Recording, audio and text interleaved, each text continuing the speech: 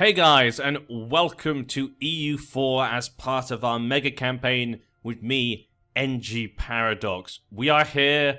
I'm going to show you guys what the world looks like in just 2 seconds.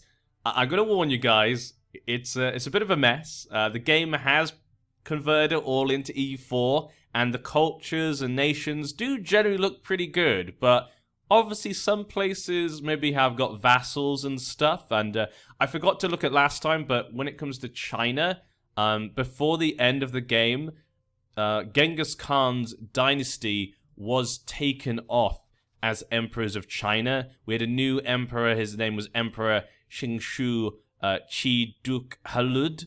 He is actually a Mongol as well. So it is a Mongol emperor, but it's not the Genghis Khan dynasty. Before I just throw it out there, for this first part for EU4, we probably won't actually go much into the game. We're actually going to look at a lot of different places and stuff, see how things have been changed and whatnot, who are the great powers, etc. There's a lot of things to look at and see what it's converted and how it's done it. So I'm not sure how much time we're going to have to be able to go through EU4 in this part. A lot of it is probably going to be looking at the different nations and stuff. But here we go. And there you go. So this is the current place. You can see a lot of things look very messy. The borders are absolutely disgusting in Europe and kind of like this area. But there is a good reason for that. A lot of these things are vassals and stuff. So we're going to go through it one at a time. Obviously we've got, North America and South America. They look fine. They look normal. How will our nations be able to deal with this sort of situation? Will these guys be able to defend themselves from any colonizers coming over so they can be in a good position for Victoria too?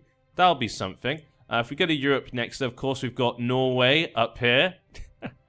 The Skuldung family, the Germanic faith survives. I mean, I should probably go back first and show you the different map modes. Let's have a quick look at the different map modes. We'll look at religion. Look at the Catholic. Look at this. It's everywhere. It's down, it's down here as well. Bit of Sunni here, bit of Sunni there. Fetishists down here. Not many fetishists actually. Just these kind of area. Hindu is this whole area down here. The Buddhists here. Confucian. Tengri over here. That's really it. But yeah, mostly it's Catholic. So it'd be fun to see how that will all work out. Then we got cultures, obviously. You can see the massive Greek culture, big Tibetan culture here. Russian culture, obviously, in Britannia is still there, as you can see. Swedish, Russian over here as well. German, Frankian, Italian, Andalusian. So we got all the cultures you kind of would expect. That's good to see. It's good to see us put that all in. And I guess that's, institutions, everything's feudal. I guess we'll quick look at, development. We got Imperial, obviously, all this area here is part of the Holy Roman Empire. We have a quick look at that. So you can see here there's only 15 princes. And the current emperor is... I guess we'll have a bit more detailed look at that in a second, I think. When we actually get to that place. That's that. Where is economic? I always forget where everything is. Here we go. Of course, yeah. Development. Here we go. So this is the development right now. A lot of development in India and China, Middle East as well, of course, and the area over here, the Greek areas, Iberia is quite a bit as well, and Italy. But yeah, so you get an idea of the kind of development there. But let's go through then the actual nations. We went up there to Iceland. Let's go a quick look at Britain. So Great Britain is now free, it looks like. So we've actually got Great Britain. They are not a vassal or anything of France. So we've now got a free Great Britain. The Grand Principality of Great Britain. Grand Niaz Folkhard Yunsepi. He is a free 04. So it even does convert the actual rulers into their own things. I always love that type of thing. Really cool to see this type of stuff. Lots of conquest CBs against many nations. Upper Burgundy, England, Germany, enemies Lithuania and Germany. So that's Great Britain for now. We've also got England, of course, who has a vassal in Lothian. So we've got kind of the Lothian area here is a vassal to England, which is also a Grand Principality. It's very Russian. Grand Niaz, Igor Ben David. Then, of course, we have Sweden. Sweden has a vassal in Bergslag, and you can see a lot of vassals. A lot of these kingdoms are quite big, and so a lot of them weren't really that stable with their vassals. So some of them are just vassals, and not actually underneath them. King Sinewulf of Northumbria. So we can have a quick look at who the best leaders are, can't we, at the beginning as well? That'd be a good idea. What is that right now? Lithuania currently controls this. When did Lithuania grab that when I wasn't looking? Upper Burgundy. Okay, so you got Lithuania over there. They got kind of control over here. King Roman of Gardinus. There we go. So we got Kingdom of Lithuania. France, as you can see, is actually pretty divided. They have one vassal in Peremyshal. And so all this land over here, Peremyshal, Iberia, that's kind of also theirs. Peremyshal over here and Peremyshalian Russia. So all that land is technically a vassal of France. And it's pretty big, so I don't know how strong they're going to be. They might try and break away from France. You never know. King Adrian of Hessen. 334. So not too bad for Hessen right there. Not too bad for the Hessens. Western Technology Group as well. You've got Asturias, who are just on their own. King Sad Gusian, 343 as well. Good for them. We've also got, obviously, the Holy Roman Empire, which is this area. So all this area over here. Dauphine, who's an independent place of independent duchy right there. So many random nations everywhere. It's really hard to actually follow all these areas. It's just madness. We got Tlemcen. So we got Mauritania, which has a vassal of Tlemcen. So Tlemcen is his vassal. And they actually have a Muslim technology group. Tlemcen, you are Catholic, actually. Duke Jax Fromenidas. Okay. Then we got a lot of lands over here. You got, like, Tunis, who I guess is a... Nope, they're not a vassal. So we got an independent Tunis over here. Duchy. Musliden of Gardinus. I think that's part of the Holy Roman Empire, isn't it? So if we have a quick look at the Imperial... Yeah, so they're actually part of that. And we should probably have a quick look at this in a bit more detail. They've also got up here Upper Burgundy, which controls Denmark. But most of it is northern Italy. It's a bit of a better view of this. So we've got Baden is currently the Emperor.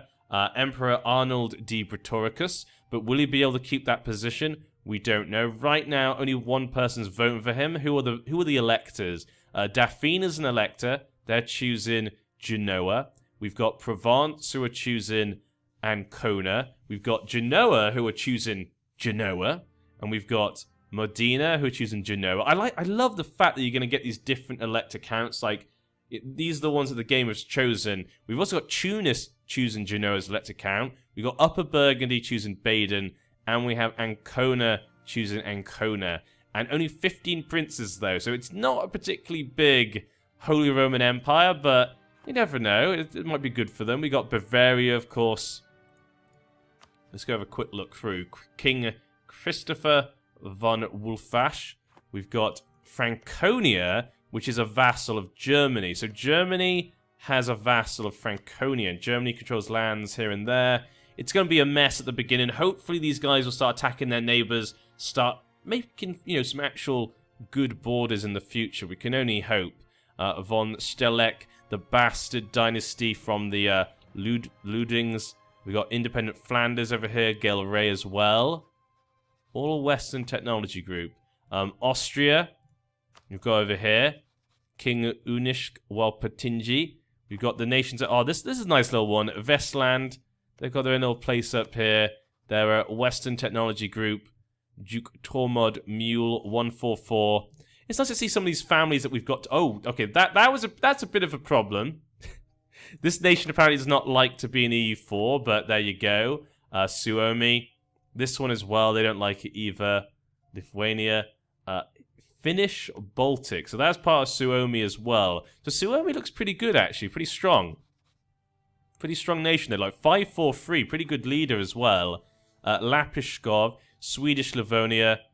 English Ruthenia. And then we got the Byzantine Empire, which has quite a few different vassals. These are all vassals, actually. So they got vassals of Bulgaria, Cyprus, and Cilicia. Now, they could just obviously annex these vassals and stuff, so we could see their borders going back to normal. The Bolus family, Eastern Technology Group. I guess it may be just because where you are is your technology group. I think that might be how it's done. Cyprus is a duchy. Nicotis Bolus, the same family as well. Bulgaria is Kapalus family, another duchy. And it was this one, Cilicia. Idrisid. Oh, an Idrisid. Is an Idrisid there? That's an interesting one. Greek culture as well. So those are all vassals actually of them. Then we got Egypt as well, who've got their own vassal in Aswan and Samarkand. So this is actually their vassal and Samarkand. I don't know what Samarkand is. Let's just quick look at the Middle East. Galilee has got its own place. We've got Austria controlling this area over here. France does control most of the areas of the Middle East. That could bring them to turmoil of people down here. Bulgaria, Persia. Bulgaria's up here. Bulgaria's... It's just a mess, isn't it? That's what I mean. Hopefully they'll fix themselves. Egyptian, Ural, Perm up here. Perm might not be too bad. Perm might not be too bad for themselves. Samarkand, looking pretty good. Is a vassal. Oh, they're the vassal of Egypt. Yes, they are. Okay, so that was the other vassal of Egypt. If we go look over here, Mali's looking pretty big, actually. Mali looks pretty good. The Cisse family, their own little kingdom, they're Catholic as well. Surrounded by the other people they normally would. Most of the other areas that Crusader Kings 2 doesn't really affect, they're just normal. They're what you expect, really, from what I can tell. Then we got Ethiopia being a different colour. And as a vassal of Semyon. So they're actually a different colour, which is kind of weird. Normally they're blue, aren't they? I'm pretty sure. We can see over here, Semyon is their vassal. Very small vassal. Asmani, Arabia. So some of these vassals are going to be extremely strong. It's, Gwynedd, of course. Gwynedd, do you actually control land in Britannia? Yes, they do. So we've also got Gwynedd there. The crazy Duke of De Burgh family. Crazy Duke that they are. We've got the Deccan Empire. They have vassals, Orissa and Telangana. So kind of these two over here are their vassals. 322. They've got obviously Indian technology group. We've got Delhi, Bihar. There's Guj. Amdo looking pretty good as well. So we've got Guj. We've got Amdo, Yutsang, Angdo, Tibet. Technically over here. It's all a mess. They have their own vassal actually. Bihar is their vassal. Okay. And there's Kashmir. They're not as big as I thought. In CK2, they look really big. In EU4, these area looks really small, actually. So it's going to be fun to see how these all interact. Like I say, at the beginning, it looks horrible because of the borders. But hopefully, they'll look... Oh, Cyprus controls this, yeah. Hopefully, it starts to fix itself. We've also got Mongolia as well. Still led by the same family. Maybe they can try and take back China. Remember, they used to be the Chinese emperors. They no longer are. Can they go and take it back for themselves? That might be something we might be able to see. Everywhere else over here is the same, and there we go. So how will this all affect things? Well, we're going to find out. How will these nations interact? Will they attack each other? How will they interact with the new world, China and stuff? Who are the great powers? We've got Byzantium, who, of course, they're the great power. Look at that development. 1990. Jin, the Jin Empire in China. Egypt is actually number 3, which, that's pretty good. Deccan is number 4. France is number 5. Sweden is number 6. Arabia is 7th, really. And Delhi is 8th. So, interesting great powers right now. It's pretty spread out, actually, throughout the world. So it's going to be fun to see how those interact, especially the Byzantium. How are they actually going to deal with this whole situation with all their vassals and stuff? And obviously we want to see what wars people get into. We got a lot of events, apparently. The Madab, okay. So a lot of people got some events going. Let's go with full speed. EU4 should not take as long as CK2. CK2 probably is the longest game that we have. But we need to check out when people are going to war and stuff and what allies they create. So let's go very slow to begin with to see who they ally with and stuff. France is allying with Byzantium. Of course they are. Of course they're allying with them. Perm and Tlemcen. Tlemcen? They're no longer a vassal to Mauritania. So you can see some vassals are already breaking free. And what's this war over? Current war of Mauritania, Upper Bergen. Is this an independence war? Tlemcen War for Independence. There you go. See, so they're really going to start affecting each other from the very beginning. Asturias is allying with Baden, the Emperor, Ferrara, Gelway, and Gwynedd. Oh, there you go. Sweden, at war with... Oh, yeah, they're all getting involved in that war, aren't they? Flanders, Egypt, and... Yeah, because all these places are Catholic. So they're going to ally with Egypt because they're Catholic, actually. So you're going to see that happening as well. Who did you ally with? You allied just with only France. They're only allied to France. Their only rival and enemy is the Deccan Empire. Huh. Is France counted as... They're not counted as an empire, are they? No, they're only counted as a kingdom, a feudal monarchy. It's going to be fun to see if any of these change at any point. Germany, how you doing? Bavaria. What's this war about? Attacker, German conquest of Tyrol. What about Austria? No wars for them. Great Britain. They're allied with Man. Is there an Isle of Man? How did I miss this? There's Man. There you go. Who's control of this? Duke Swagen van Uckrik. He's an Anglo-Saxon. When did that happen? When did he get this? When did he get that? England. Allied to Westlander. Okay, let's increase the speed then. There's not actually as many wars as I thought there was going to be.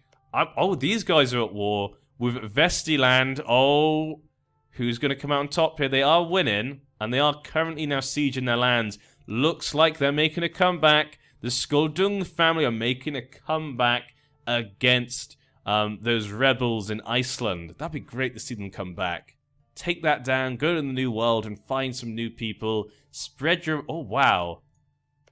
Bergslagen is a vassal of Sweden. So they're currently a vassal of Sweden. Allied to Lithuania. Vestlanders. Okay, Suomi.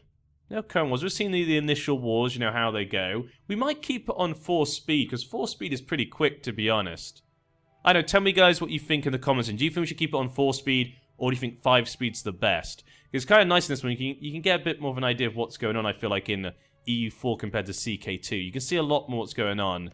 You get a lot more details to begin with. I guess we'll have a quick look at the ledger at different stuff. You know, countries. Let's not look at that for now. Let's wonder how much difference there. Score comparison. Score through ages. Score over time. Technologies. Religions. Yeah. Catholic. Oh, my. Well, that's going to be good when, like, we get Protestantism coming. That's going to be even funner, actually. The Catholic religion does have quite a lot of fun stuff in it, so it's not really a big deal if it is particularly strong. I want to see, like, military leaders. That's not what we want. Current rulers. Okay. Who is the best administrative leader? We've got... Okay. Prince-Elector Abondio Faraldingi, a 6. Quite a few people have 6, though. We've got Flanders, Korea, Asinborn, Bergslagen, Jin, so the Chinese emperor, Sukhote, and Ancona. What about diplomacy then? Quite a few with 6 diplomacy as well. Nori, Rwanda, Ottawa. A lot of these obviously will be just normal from EU4, but some of these, like Provence, obviously, Hessen is from our game. Malwa. Lithuania has very good diplomacy. What about military? Wow, a lot of people with 6 for military. Let's go have a quick look. Any ones that we read? Amdo, Mali. Oh, Cisse. Actually, they're actually a really good leader, don't they? That could be fun. Venice. I completely forgot about Venice sometimes. Yeah, they've just been sat on their island this whole time doing nothing. Poor Venice. Poor Venice. Is this your time to escape? Probably should have a quick look at some of these little... You got Tunis. What do we have? Modena, Ancona, Genoa, Siena, Florence, Genoa. We've also got the Papal States as well. 325 for the Pope. Allied to Provence. Austria.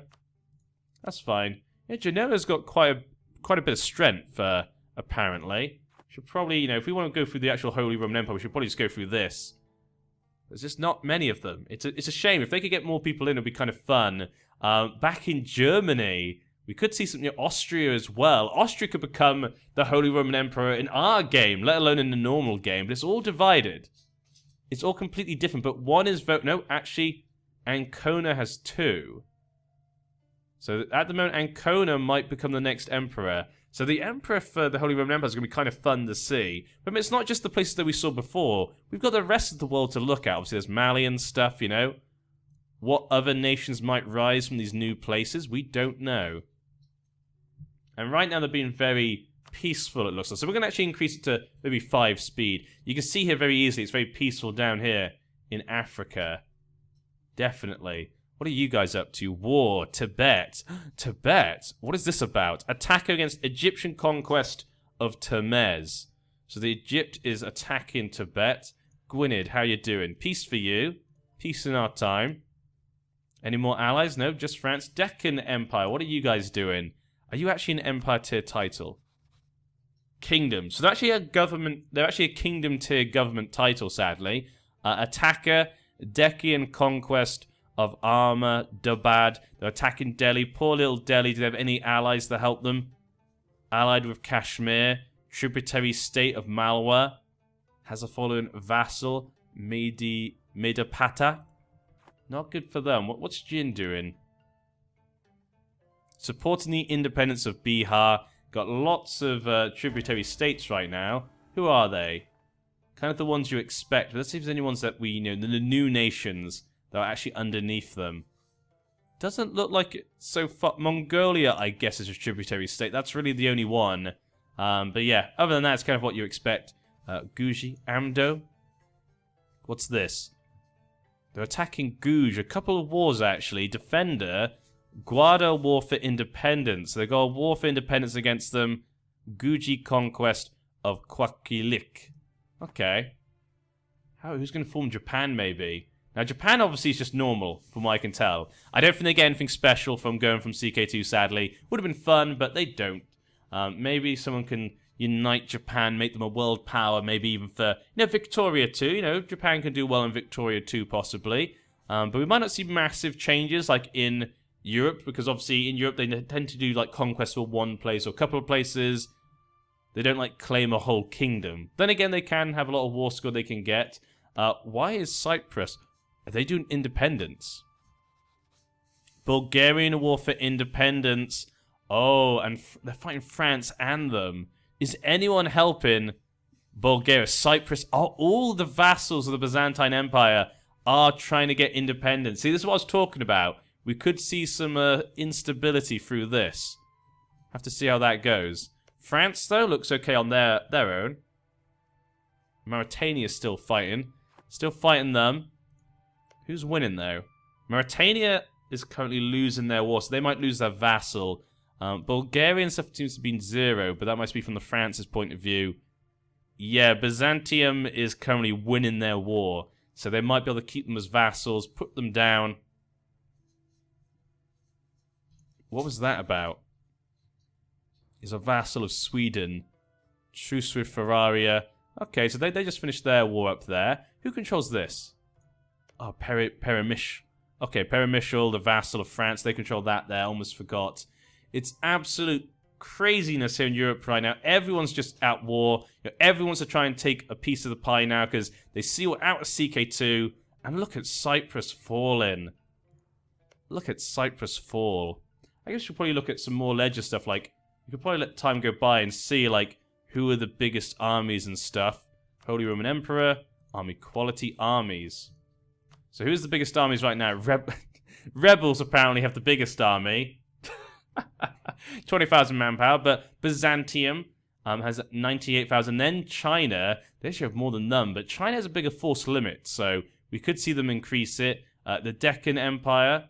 Manpower is currently 0. They've gone to 0 manpower already. 68,000 men can have 19. They can actually take down Byzantium. Bulgaria can have 52, and that's the vassal of theirs. Egypt can have 46. Cyprus 33. France only 32 actually, which is surprising. I guess they got their big vassal. Yeah, so their vassal actually is like the vassal's about the same size as them, and they can have a bigger force limit. So France is going to have to be careful with that. Cilicia, Aswan, Austria can have 27,000. Delhi, Arabia. Wow. Oh, let's go to the next one. Naval quality. Navies. Okay, total. Who's got the biggest navy in the world? Byzantium has got double the navy of anyone else, but only a 59 force limit. Are you spending too much money there? I feel like you're spending too much money. Deccan is second. China, Egypt, Sweden has got quite a big navy actually. France, Arabia, Cyprus, Great Britain actually has 25. Korea has the same though as Great Britain. Asturias, Lithuania, Flanders. Okay, army losses. Is there? I don't think there's anything else that we really need to see. Income. I guess we see which is the richest nation. Last year, this year. Okay. Trade nodes, that won't help us, yeah. Friendly relations, hostile coalitions, current wars. So we got all the wars going on right now. Oh dear. There's quite a few. Not loads, but quite a few. Great powers could change as time goes by, of course. We'll have to keep an eye on that. And there we go. Let's go have a quick look at the... Cyprus is actually... Well, and Bulgaria. If they can break free of Byzantium, and so that means Byzantium loses quite a bit, actually, of development, they become world powers straight away. That shows you the situation right now with them. And they're actually winning Bulgaria, Cyprus, and Cilicia. How are they doing it now?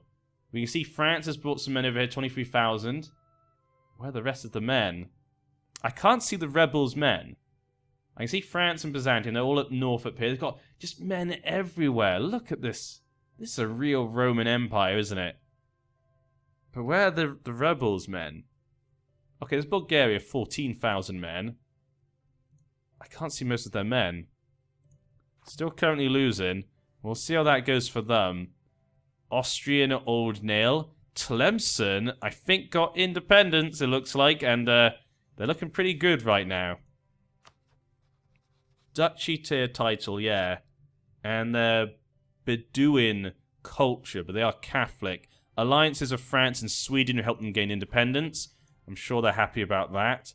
Bulgarians, yet they haven't fought again. I want them to fight France. I want them to get independence. I want them to go for independence. Asturias? No wars for you. What's this? It's hard to tell what's going on down here sometimes. Austria's at war. Moravia. Attacker. Austria-Moravian war for honor. For honor. Sounds like they're fighting for honor. Great Britain.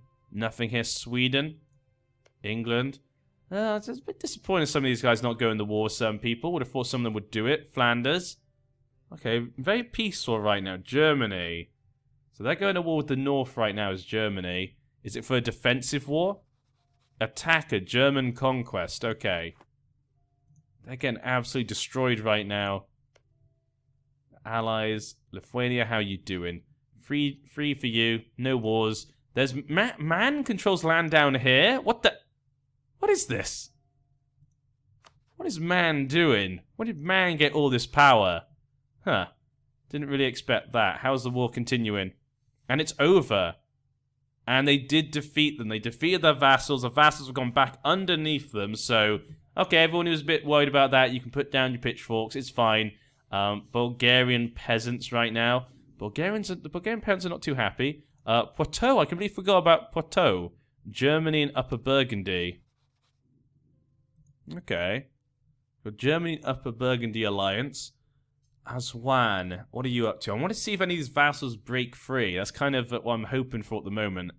That's why I keep checking them out. To see. Peasant revolt, though, in Ethiopia. Over down here. Hey, Butter, what's wrong? Ah, puppy. My puppy's upset. He's going... Brr, he wants me to give him attention. I'm giving too much attention to EU4. Hey, Butter. You come to join me? Come to see the Deccan Empire? Delhi? Not much war going on over here, but there's Bihar against Tibet and Mongolia. Attacker. Bihar war for independence. So Bihar wants to get out from underneath Tibet. Tibet is allied with Mongolia. Peasants are just rising up in Amdo. Yarkand separatists. Ooh. Amdo looks in a pretty bad state right now. They can't defeat their rebels. How's Jin doing? Tibet and they're attacking Tibet and Mongolia. They're helping Bihar against them. Ooh, that's Tibet, I'm not sure can win this. I'm not sure. The Emperor of China behind them. I'm not sure Tibet can win this. The Mongol Emperor. Pigu over here. See if we notice anything odd that might happen in the rest of the world. I bet we should probably go see the new world as well. Let's go to the new world. It's a whole new world. Okay, what do we have? Nothing. The Native Americans just doing what they normally do, which is not much. Can the Aztecs or the Incans, you know, get together and fight off against the future incoming invaders? I'm not sure. Peasants rising up over here. Doesn't seem to be much fighting going over here. Cusco? Cusco, you want to save Incas? You want to unite the Incan people? Nope, apparently not. They don't care. They don't care about anything. How's this now? So now with Byzantium's vassals going back underneath them, we got back those people that used to be great powers. So they're probably quite happy about that, I would suppose. They're probably very happy about this. Why has this now become normal? It used to be their Iberia, but now it seems to be the normal one. Okay. Anything else? How's the Emperor doing? So still it's Baden. Baden has currently 1 vote, and Germany now has 2. So we could see Germany becoming the next Holy Roman Emperor. Even though they're not part of it, people feel they need a bigger, stronger outside force to protect them. Because otherwise they're going to start getting attacked from outside forces, aren't they? The Papal State has paper. Oh, there you go, there you go. The Pope has some good paper to use. Good for him. Germany. Nothing too important over there. Great Britain, Sweden. It's pretty peaceful. It feels pretty peaceful overall. I don't see any big changes, which is kind of what I expected. Is this... What's this? Okay, it's just icy, that was all. Oh, no one lives here. What? No one lives in these places? Why are these colonizable lands? What is this? Is colonizing? Is that rebels colonizing? What is this? I have no idea what's going on right now. So some rebels are colonizing these lands. Don't know why that happened. No idea at all. Egypt has a lot of separatists going on. I mean, this is what I kind of expect. You know, you got all these different cultures and stuff in these lands. Lollard heretics in Austria. It's going to cause some problems. And a lot of people seem to be having a hard time dealing with rebels right now because their lands are everywhere, you know, spread out and stuff. They need to try and deal with them but get their men to them as well. Mauritania. You gained independence before and now look at you. Now look at you. It's not looking so good, is it? Bihar, did you get independence?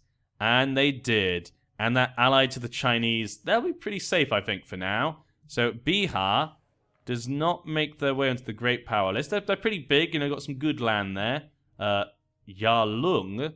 What is Yarlung? A vassal of Yutsang. They're currently at war. Defender against Jin War for Yutsang tribute. So yeah, look at... This emperor is pretty hungry. He seems to want... We just saw him grow a little bit just there. And he seems to want more tributaries. So we could see this China grow quite a bit and become a big problem for everyone. And Buyata has attacked Mongolia. They took quite a bit of land there. The Mongols are not going to be happy about this. They're at war as well with Ando. What's the war about? Defender. Xiao conquest of Ulastari. Oh, Yarkand did gain freedom. It looks like the rebels did win in Amdo. But poor Mongolia. Genghis Khan's descendants have not done a good job, you know. They lost China at the end of CK2. They lost most of their land at the end of CK2. And now they're losing everything in EU4. It's a sad thing. Who are you against? Ava and Pagu. What's this about? Ava conquest. Okay, so they're being conquered right now, Langshan.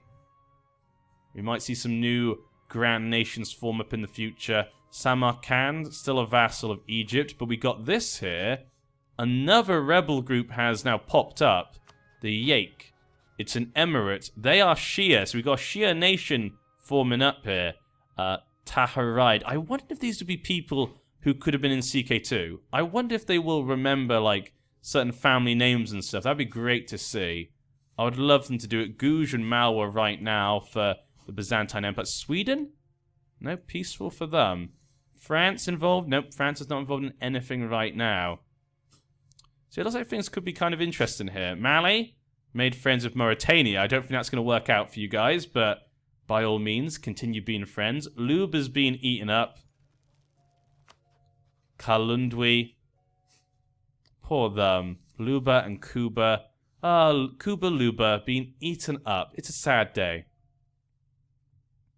Langshang, Lan Na, Dar Viet, Champa, Khmer. We've got lots of new nations. Obviously, the Philippines as well now. Lots of new nations to see. But will they actually make an impact, you know?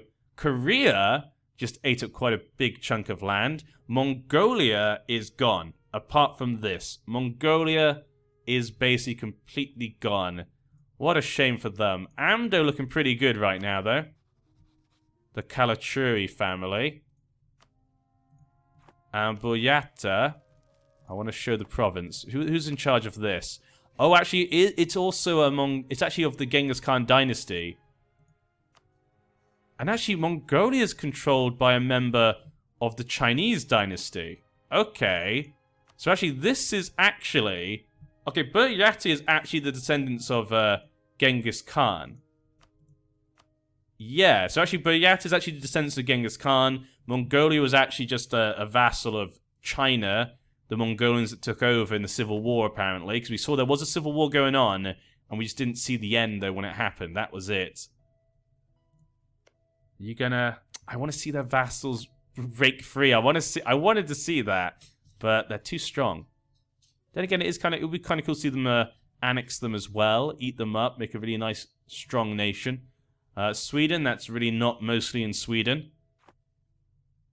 Bergslagen. They got these still two pieces here, looking pretty good as well. Scandinavian looking pretty separated. Occupied by Gelray. Gelray, what are you fighting for? Defender. Furinese Succession War. Oh. Mauritanian Upper Burgundy. What has happened here? Attack against Asturias in the Furinese succession. So it looks as though Asturias and Mauritania are arguing over who should have Ferrara. Where is that? Is it somewhere over here in Italy? It's going to be hard to find places nowadays because a lot of places aren't where they should be. So that just makes it really frustrating to try and follow where everyone is. Got Upper Burgundy. They've made peace now. Poitou. France is fighting them. French conquest of Vivarais. So France is trying to take back its lands. Take back the lands it lost near the end of the game last time in CK2. Lothian is being attacked by Great Britain. British conquest of Inverness. So that should be like England and stuff. Yeah, England, Lothian, Westlander. Great Britain and England fighting it out. Russians versus Russians. Who will come out on top there in the British Isles? Yeah, Dauphine and stuff, they're helping out there. Tunis. Tunis. Austria, Gelray, and Friuli. Okay. Fezzan down here. Aswan. So, it's interesting. Okay, Egyptian Arabia, they're having a big problem there with Arabian separatists. Like I said, I think we're going to see a lot of rebel groups kind of breaking free due to just the borders and stuff. Medina is a vassal of Arabia. And we do have Arabia Shia zealots. Oh my. Arabia's having a big problem right now with just rebels everywhere at this point in time. Delhi's at war with Rajputana. Attacker, Delhi and Conquest. Yeah, Raj, what are you going to do? You got two wars. Oh, Delhi and Deccan are both attacking you. I feel kind of bad for them. They're taking out two of the biggest people in India, both just attacking at the same time. Guj, Kashmir is looking a lot better now. Look at Kashmir now. But Guj not looking great. What's going on up here? Nope, no war, but it does seem to be Mongol separatists. Can they fix that? Khalkar separatists? We've got a pretty big Japanese lord over here. Usugi. They're looking pretty good, man. That's a pretty good piece of chunk of land he's got there. So could he be the one to unite Japan? And how quickly will they be able to do it? The quicker they do it, the better, I guess. Yarlung. Still a vassal of Yutseng. Still fighting it out. Midapata. How's it looking down here? Oh, Luba did win in the end. Look at that. Luba just took a massive chunk out there. Up here we've got Bunyoro looking pretty good. Mutapa. It's going to be fun. Like I say, it's going to be fun to see some of the newer places, see what they do and how they interact. Because we know these European stuff and their history and families, but we need to get to know the other families as well. We can't just concentrate on Europe all the time, you know?